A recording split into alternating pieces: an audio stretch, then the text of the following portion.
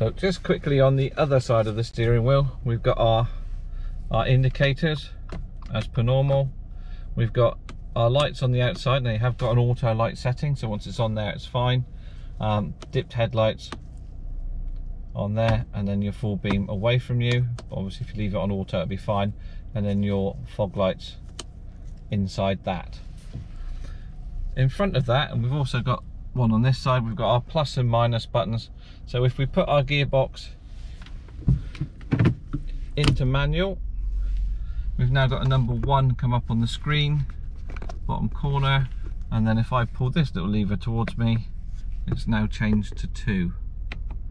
If I go to this side and I pull that little lever there, it's now back to 1. If I drop it across to auto, it's gone to D for drive.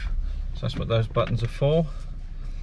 We've now got our volume control and our source for our stereo.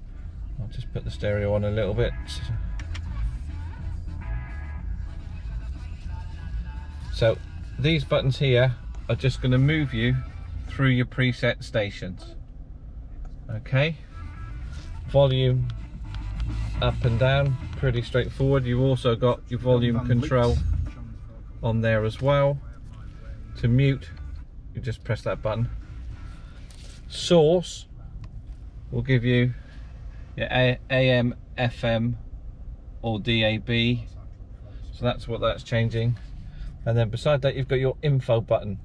Your info button actually changes the screen that's at the top of your dashboard. Hopefully you'll be able to see that.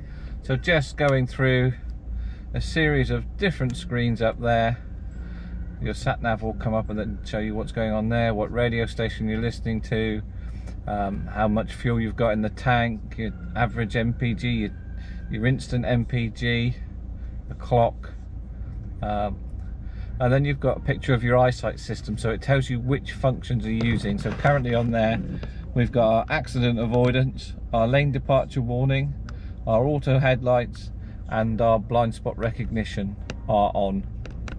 That's all governed from this button here. And then below that we've got our mobile phone answering button, and also we've got our button for our voice control with the Android Auto or Apple CarPlay system. And then underneath there we've got 3 little buttons. By using those toggles, that will change the center screen and the driver's console. So there's a plus and minus, and it'll just go through different ones in there: tire pressures, how long the car's been running, digital MPG, just bits and pieces like that, little different bits of information. And at the bottom of that screen you've got the fact that you're in trip A at the moment and the car's done 1280 miles. Yeah, so that's what those buttons are about all down there.